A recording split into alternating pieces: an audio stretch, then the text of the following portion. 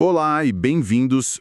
Hoje a gente vai fazer um mergulho fundo em um lugar e um tempo que contam uma história muito maior do que eles. Estamos falando da aldeia vinícola de Punderich, na Alemanha. E vamos focar num período bem específico, de 1933 a 1948. E para guiar a gente nessa viagem, temos dois documentos incríveis: a crônica oficial da própria aldeia e os registros de família que um morador, Winfried Schneiders, compilou com um cuidado, assim, impressionante. E a história que esses documentos contam é a de um pacto meio silencioso, sabe? De um lado, a promessa de estabilidade, de segurança econômica depois de anos de crise, do outro, a erosão lenta e, bem, devastadora dos valores de uma comunidade. É uma análise quase cirúrgica de como as grandes forças da história não acontecem em palácios distantes. Elas acontecem na rua principal de uma pequena aldeia, entre vizinhos. A gente vai usar só o que está documentado, sem julgamentos, para realmente entender o processo. Exatamente. O nosso fio condutor aqui é uma pergunta que, para mim, saltou das páginas. O que acontece quando uma comunidade é forçada a escolher entre o pão e a alma? E o que me fascina no começo dessa história é a velocidade com que as coisas mudam. A crônica da aldeia pinta um quadro quase cinematográfico. Em 30 de janeiro de 1933, mal o novo regime assume Berlim, já tem uma procissão de tochas em Punderich. O Corpo de Bombeiros e a SA marchando juntos. Para aqueles viticultores que estavam com as adegas cheias de vinho encalhado da República de Weimar, aquilo deve ter soado como o início de um milagre. E não era só um sentimento. Era algo muito concreto. O regime implementou um sistema que era genial do ponto de vista econômico e de propaganda, os Weinpatenschaften, os apadrinhamentos de vinho. Cidades industriais tipo Iserlohn e Gladbeck viraram madrinhas do vinho de Punderich. Isso significava que elas se comprometiam a comprar a produção. A crônica menciona um número que dá a dimensão do alívio. Só a região de Iserlohn comprou 60 fuder de vinho, que é uma medida antiga. É uma quantidade gigantesca. Exato. A crise de escoamento da produção acabou. Assim, da noite para o dia. Isso tem um rosto, um nome. Os registros de família falam de viticultores, como Albert Alois Dahm, nascido em 1909.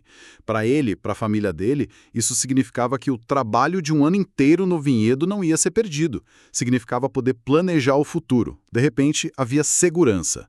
Aí você junta a isso os festivais folclóricos que o regime promovia com trajes típicos, muita música, a gente consegue imaginar a atmosfera de otimismo que tomou conta do lugar. Mas essa prosperidade toda não veio de graça, né? De jeito nenhum. O que é fascinante analisar aqui é como essa prosperidade repentina criou o que a gente pode chamar de euforia artificial. A segurança econômica, que era o desejo mais profundo de todos depois de anos de incerteza, foi trocada por lealdade política. Ninguém precisou assinar um contrato. O pacto era implícito. Os festivais, o vinho vendido, tudo isso criava uma base de apoio popular imensa. O pão estava na mesa. O problema é que o preço que seria cobrado pela alma da comunidade ainda estava para ser revelado. E esse preço começou a ser cobrado muito rápido. E de uma forma terrivelmente pessoal. Porque enquanto a aldeia celebrava a venda do vinho, a vida de uma família específica, os Geisel, começava a desmoronar.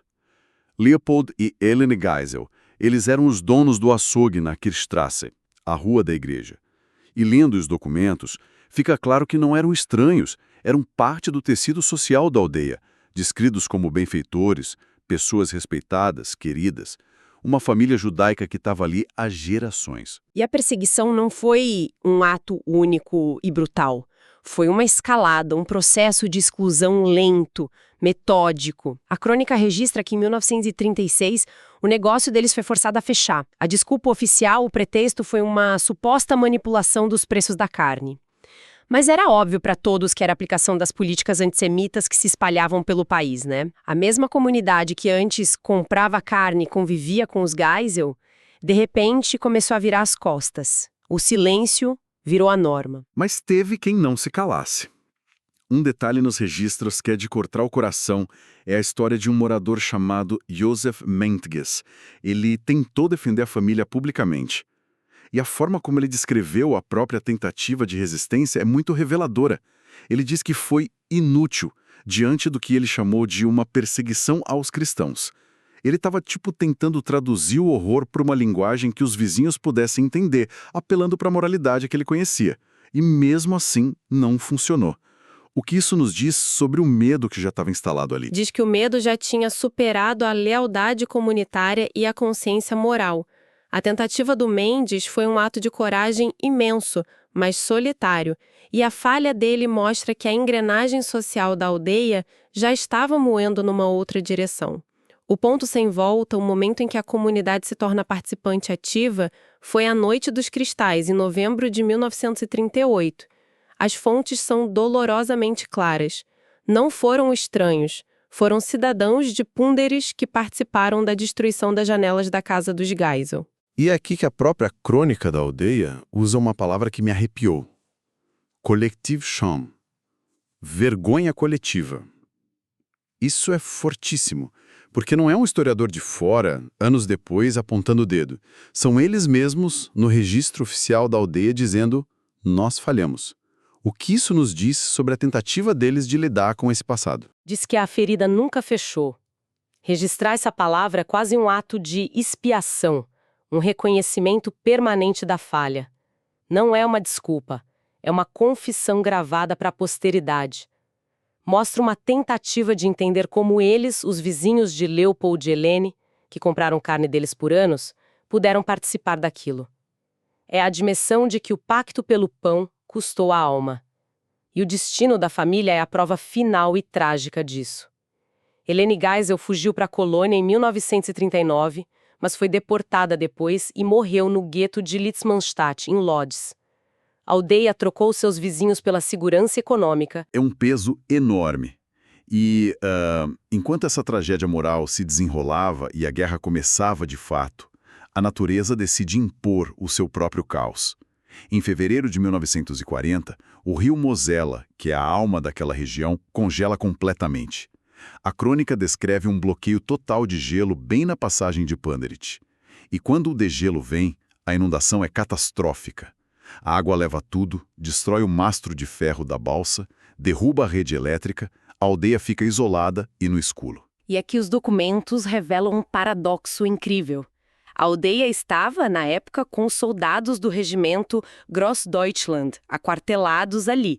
E no meio do desespero da enchente, são esses soldados que ajudam os moradores a salvar o gado, a tirar os animais das águas geladas. É uma relação muito esquisita, quase contraditória que se forma ali. Como os moradores lidavam com isso? As fontes dão alguma pista. Era uma gratidão com gosto amargo. Ou, naquele momento de desespero, a ideologia simplesmente desaparece e só o que importa é a ajuda para sobreviver. As fontes não entram na psicologia, mas nos mostram os fatos. E a conclusão que a gente pode tirar é que a necessidade imediata da sobrevivência se sobrepõe a tudo. A mesma organização que representa a ideologia que expulsou o Geisen, na prática, no dia a dia, está ali, com água até os joelhos, ajudando a salvar o sustento da aldeia. Isso mostra a complexidade da vida cotidiana em tempos extremos. Não é preto no branco. A guerra não para a vida e os desastres naturais não param a guerra. As coisas acontecem ao mesmo tempo de forma emaranhada. E essa ideia de manter a vida funcionando apesar de tudo é personificada em outra figura que os registros destacam. Um jovem chamado Albert Schneiders, nascido em 1920. Ele era montador da RWE, a companhia de energia. Por ser essencial, ele foi isento do serviço militar. A função dele era manter a rede elétrica e os motores da aldeia funcionando. Ele era literalmente o cara que mantinha as luzes acesas no meio do apagão da guerra. Se a gente conecta isso a um quadro mais amplo, percebemos que a grande máquina de guerra do regime dependia de milhares de Albert Schneiders por todo o país. A funcionalidade de uma comunidade, mesmo sob um regime destrutivo, depende desses indivíduos. Ele não era um herói de batalha no fronte, mas o trabalho dele era vital para que a aldeia não parasse, para que as fábricas em outros lugares continuassem produzindo, para que a vida seguisse algum tipo de ritmo. Ele era o símbolo da resiliência técnica. E ao lado dessa resiliência técnica, da infraestrutura, As fontes mostram a resiliência da tradição, do espírito. Em 20 de janeiro de 1941, enquanto os jovens da aldeia já estavam morrendo nos frontes da Rússia, da África, um casal, Jacob Silveris e Caroline Simon, celebrou suas bodas de ouro, 50 anos de casamento. Dá para imaginar o impacto de um evento desses na comunidade? É um contraponto poderoso. De um lado, as cartas com más notícias chegando, do outro, a celebração de meio século de uma união. Esse tipo de ritual é o que mantém a coesão social em tempos de desintegração. É um lembrete de que existe continuidade, de que as estruturas familiares, a base de tudo, ainda persistem.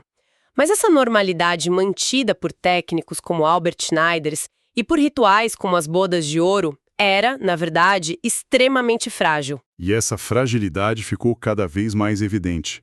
Nos anos finais da guerra, 1944, 1945, a realidade bateu à porta de Pandrich de forma brutal. Bombardeios constantes na ponte ferroviária ali perto, e o mais trágico, a crônica menciona vítimas civis, pessoas que se esconderam na floresta de Graubarwalde e morreram lá. A guerra, que antes era uma notícia distante, agora estava no quintal de casa. Exatamente. E então, em março de 1945, o colapso. As tropas americanas chegam e pouco depois o controle da região passa para a administração francesa. O fim da guerra não significou o fim das dificuldades, pelo contrário. Começou um período que os documentos chamam de Hamsterzeit, literalmente o tempo dos hamsters, uma referência às pessoas estocando e procurando comida desesperadamente. É a era da escassez total. O dinheiro não valia absolutamente nada. E aí o recurso mais precioso de Punderich volta a ser o protagonista, o vinho. A economia da aldeia se transforma numa economia de troca, de escambo. Os relatos são fascinantes. O vinho de Punderich era levado para a zona de ocupação britânica, que era mais industrializada, e trocado por bens essenciais. Vinho por pregos, vinho por sapatos, vinho por qualquer coisa que fosse necessária para reconstruir a vida. A sobrevivência dependia da capacidade de negociar. E essa fase de improviso e escassez só termina de fato com o que é visto como o verdadeiro marco zero da economia alemã, a Reforma Monetária de 1948. Esse evento é apresentado na crônica como a verdadeira ruptura com o passado de guerra, o início de uma nova era econômica. Mas o balanço final desse período todo, de 1933 a 1948, não é medido em marcos alemães. Não, o balanço é humano. E a imagem mais devastadora que os documentos nos deixam é a das cadeiras vazias. A crônica menciona nominalmente as perdas nas famílias Damm, Simons e Schneiders. É uma imagem tão simples e tão poderosa. Não fala de ideologia, não fala de economia. Fala da ausência, dos filhos, maridos e irmãos que foram para a guerra e não voltaram para se sentar à mesa. Essas cadeiras vazias são o preço final daquele pacto. O pão foi garantido lá em 1933, mas a alma da comunidade foi vendida no processo com o caso da família Geisel. E no fim, o custo foi pago com a vida de seus próprios filhos. A história de Punderich, registrada em sua própria crônica, fecha esse ciclo de forma trágica e completa. Recapitulando, então, o que a gente viu foi essa jornada completa, a sedução da estabilidade econômica, a fratura moral que levou a uma vergonha coletiva, registrada para sempre, a resiliência estranha no meio da guerra e de desastres, e, por fim, um recomeço difícil em meio às ruínas e, principalmente, às cadeiras vazias. Exato. E o que a crônica de Punderich nos oferece, no fim das contas, é um espelho.